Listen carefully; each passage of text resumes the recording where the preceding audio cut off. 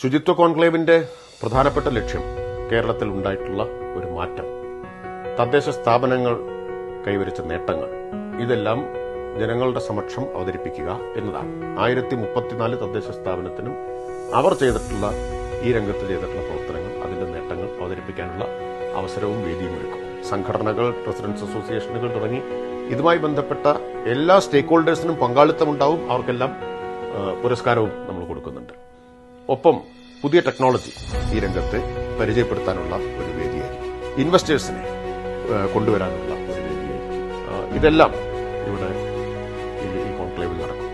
കേരളത്തിലെ waste management രംഗത്തുണ്ടായ മാറ്റത്തിന്റെ സമഗ്ര ചിത്രം അവതരിപ്പിക്കാൻ ഉതകുന്ന ഒരു സ്റ്റാറ്റസ് റിപ്പോർട്ട് അവിടെ അവതരിപ്പിക്കും.